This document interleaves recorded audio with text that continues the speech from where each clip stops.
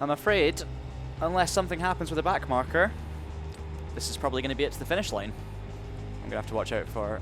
No. Oh, he's going high, I'm going high. Hello everybody, I hope you're all having a great day so far, and welcome back to the Traxion channel for what is another brand new video. And this time, I'm going to be taking on, for the first time in well over a year, the world of iRacing.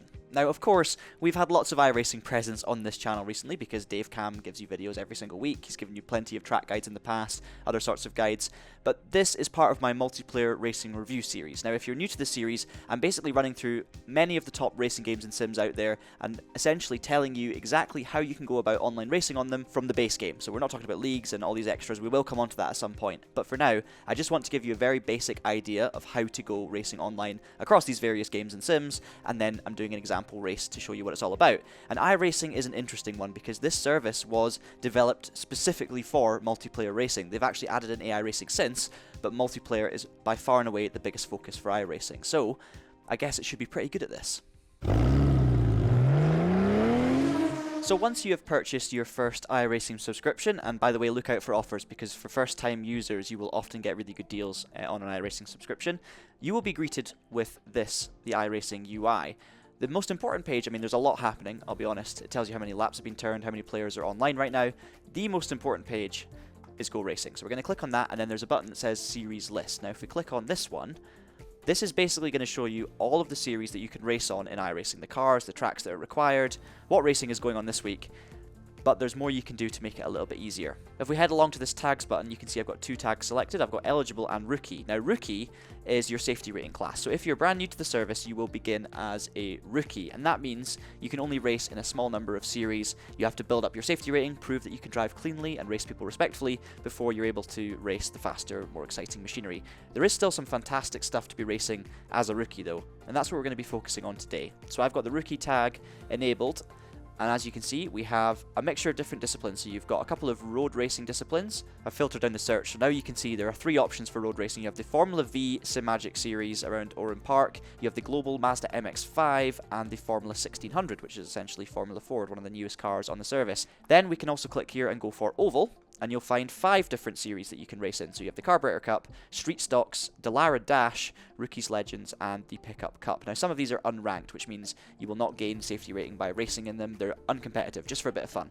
But the races that are ranked, we have the Rookies Legends and the Street Stock series. I probably should cover this as well. There is also a Dirt Oval series as well, which is ranked, and a Dirt Road series, which is essentially Rallycross. So there are more disciplines than just Oval and Road like it used to, but we're not going to be looking into that today. Today, what I want to do is show you an example of a rookie class race on iRacing. So I am not a rookie, but I do not play iRacing. I did used to play it a lot. I've only done 1 or 2 races in the last 4 or 5 years. The last one of which was actually the Indy 500, which I did on the Traxion channel. I'd recommend going and checking out that video. That was the last race I did on iRacing, and it was a very good one. Today I'm going to show you a quick example of both a rookie road race and a rookie oval race. So we're going to start off by racing the Formula Vee cars around Oran Park, which I've never raced before and it sounded like a lot of fun. And then we're going to move over to the street stock and race around Charlotte Motor Speedway. Now these videos are not going to be like our Dave Cam iRacing content. He races super competitively, doing very, very well at the front of many fields.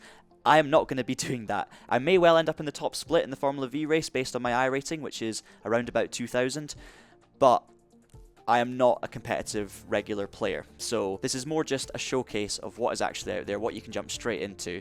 And bearing in mind as well with iRacing, if there's enough people racing, you'll get multiple splits, which means you will actually be separated based on your pace. Now, if you come in as a rookie, you'll have a set iRating, which is essentially your speed rating. You will gain iRating if you do really well, and you will lose iRating if you do badly, and then your iRating determines which split you'll be in. So, as I was saying before, I'll probably be in one of the higher splits on the road side. For the oval side, my iRating is pretty low, so who knows what split I'm going to be in for that one. We'll have to wait and see, but I think it's about time we jump in and give it a go. Okay, so we're in the race session. Judging by the fact that I'm car number 10, I think that means I've got the 10th highest iRating, which probably means I'm in the first split based on the previous sessions that happened. So let's just say I've got nothing to lose. We'll put it that way. Okay, we're underway for qualifying.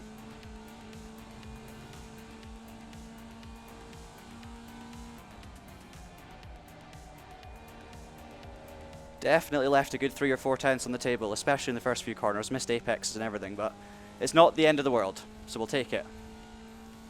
18.8. Looks like it's going to put us somewhere in the middle of the pack. I think that front group from 2nd to 4th is probably where I would be if I got a good one in, but I'm happy enough with that. Okay, so we switch over to the race. I now click grid, and we've got 1 minute and 52 seconds of waiting. I think it's a standing start, so we should be straight into the race as soon as we go. We ended up qualifying in P7, but as I say, those 4 or 5 cars ahead of us, I'd like to think I can try and stick with that train. I don't know if the consistency's there, but I should have the pace for that. But in this race, honestly, my expectations and what I'm going to try and achieve is just to have a clean race, have some fun, not care about the position, just hopefully have some good battles and kind of see where we end up. That's probably a fair assumption for a first race in a long time. Here we go then. Into first gear. I think we're about to get going. Green flag, green flag. Not the best start. Gonna lose position straight away. But let's see what happens into T1. They're gonna get very aggressive. I'm just gonna try and play it safe and hopefully end up in one piece. Left side. Held our position around the outside though. I think we're still in 7th.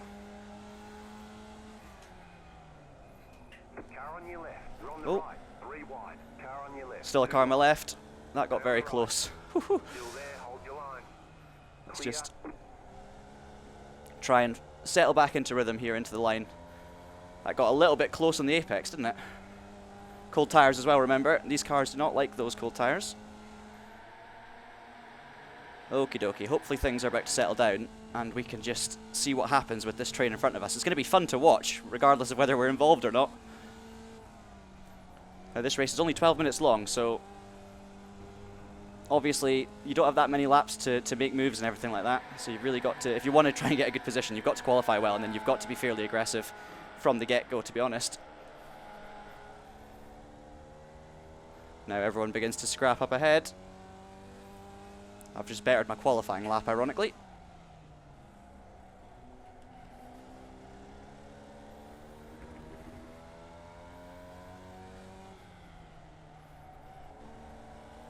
Nice exit. Risky. Still there. Can we make it through? Still there. Hold your line. Move done. That's P6. Happy with that one. Oh, snap of oversteer on the apex though of the chicane. Someone else is off. Stay on the right. See what happens through here. He's going to back off. Keep to the right. I'm just going to leave just enough space because he does have an overlap. We'll focus on our exit here maybe To the right. Clear.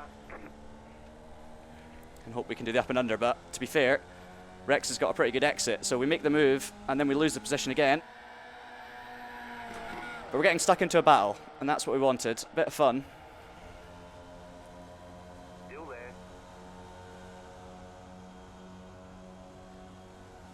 Still there. Hold your line. Clear.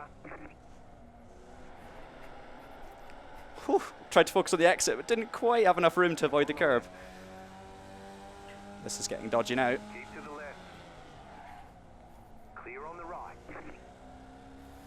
Fair play to Rex there. It was close, but I thought it was pretty clean. He didn't give me much room.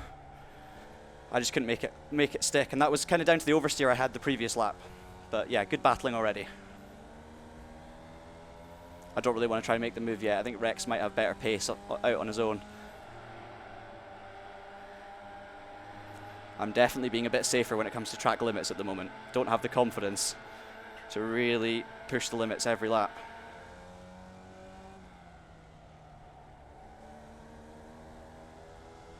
I'm managing to stay all over the back of him. It's probably the slipstream that's helping, but oh, it's so difficult to know whether to try and make a move and lose us both time or just keep this up just in case someone in front drops back. I'm quite enjoying following, to be honest.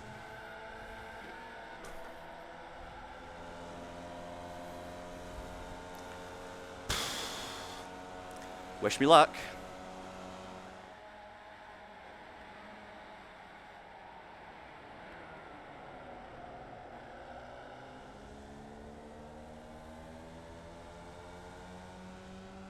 Right side. Clear. I'm going to back out. We're still close to the guys in front. Oh, he's made a mistake. Left side. Oh, bit of contact.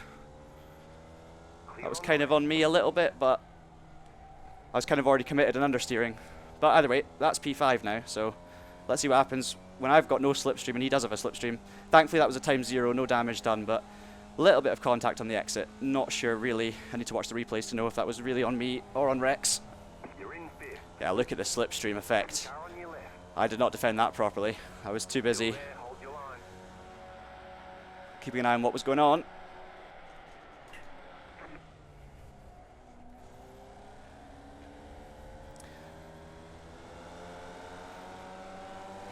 Oh. Okay, that's me told. He's gonna run wide though. I mean, this is fun, I have to say. It's just all about your exit and momentum in these cars. I do have an off track, sadly, from that little moment there. But yeah, if I'd had my racing brain switched on there, really caring about this result more than anything else, I would have probably defended that inside line harder. I just wanted to see what he would do. We're just going to keep this battle going to the end. We're not going to catch the guys in front, so let's just have at it. Oh no, I've mucked up my gear change. White flag this time.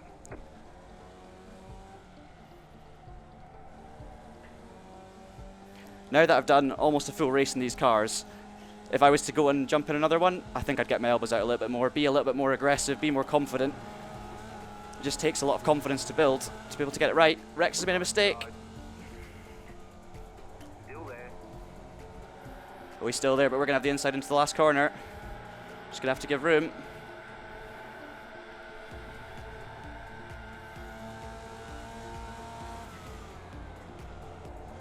I think we've got it. There we go, P5 on the last lap, just forced Rex into a mistake. That was a really, really fun race. I enjoyed myself. Well, Formula Vee debut in what I think is the top split. Maybe the second split, but I think it's the top. I will take a top 5 finish and a really, really good battle with Rex there. I guess we should probably try the ovals next. Actually, before we do that, I'm going to take a quick look at this incident again. So you can see there, Rex is going to run wide. I put my nose down the inside, and yeah, that's kind of on me. Yeah, bit of a rude barge for me there. But then Rex did defend very hard, possibly in response to this, so sorry about that. Got away with it, thankfully. Okay then, out on circuit for qualifying. Now Charlotte is one of the, I'd say probably the longer ovals in terms of street stock ovals that you'll get in your rookie season. I used to do a lot of street stock racing back in the day in Legends, really enjoyed it. There's a lot of short tracks that you get to compete at as well. And no cautions in this racing, of course, it's just green flag straight from start to finish. It's really not as close to the line as I would want for my first qualifying lap, but the second one's more important. But yeah, no cautions. You will get cautions in some of the other series. And one thing I haven't really mentioned is when you sign up for certain series, there's certain time slots for the races. So if you're new to iRacing, it's not like you can jump in any race at any moment. There's set times. So the street stock races are on every hour. The Formula Vee races are on at 1:45 every hour. One more lap. And it goes like this. 36.846. Don't know what that means. Guess we'll find out. There's the flag. It's over. Let's look at the standings. Oh, we're actually fastest. There goes our flag man. Qualifying's over. Okay, so it's a rolling start for this one. We're obviously at the front. You follow the instructions on screen. It's also just worth pointing out at this stage that the content I've been using in today's video, so the Formula Vee, the street stock, the tracks used, they're all free. So yes, iRacing can cost a lot of money if you start moving through the ranks and wanting to do as many different series as possible. But for these rookie series that we've done today, it's all free content. So you should be absolutely good to go so long as you have a subscription. About to go green. Stay focused. Okay, safety car's going to pull in, and then we are going to Post car is off. Time to do your job. wait until we get going. Let's drive. Green flag. Green flag.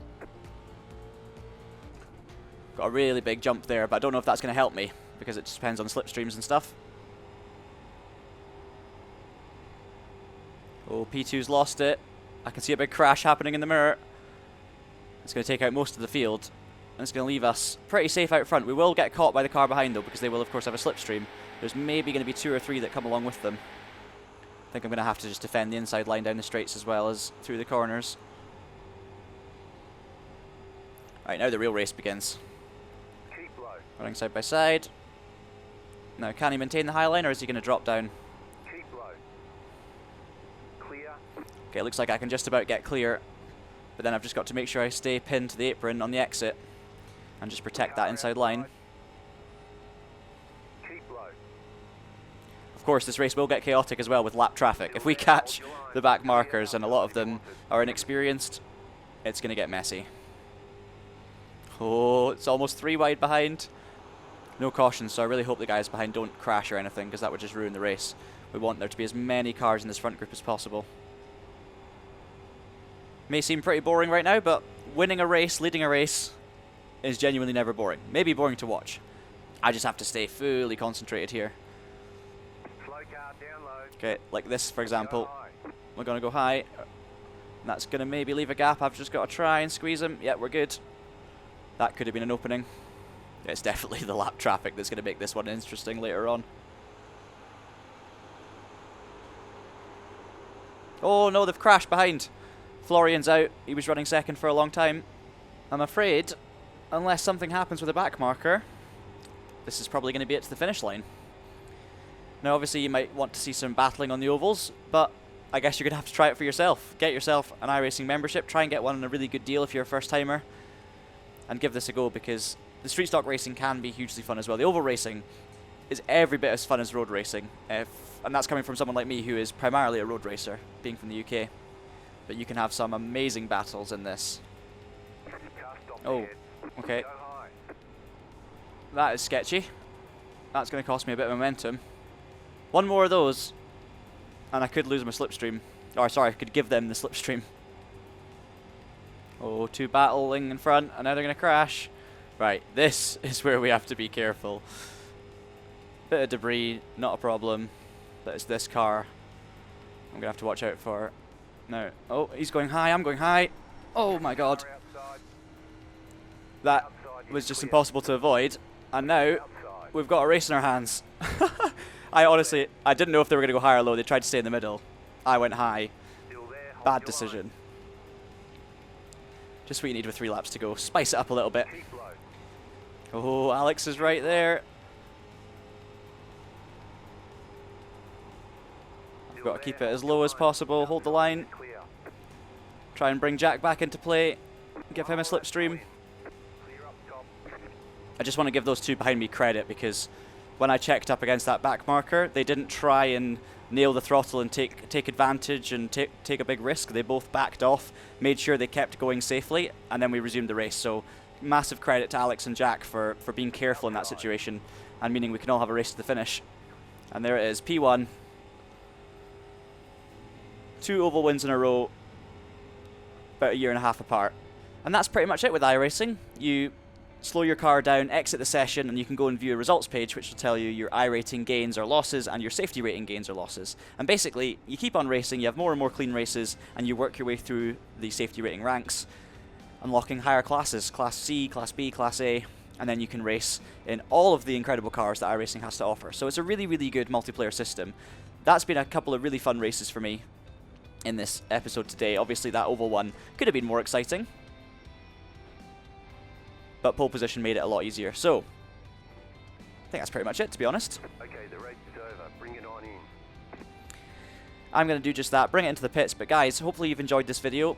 Let me know what you think of iRacing, if you're new to it, if you're going to have a shot of it after watching this, or maybe you've been playing for years and years and just enjoy watching iRacing content. Either way, do let us know in the comments below. And of course, subscribe to the Traxion channel for future episodes of the Multiplayer Racing Review. And make sure you check out our Davecam videos as well if you want to see some top-level iRacing content. But until I see you next time, thank you so much for watching, keep it pinned, and have a great day.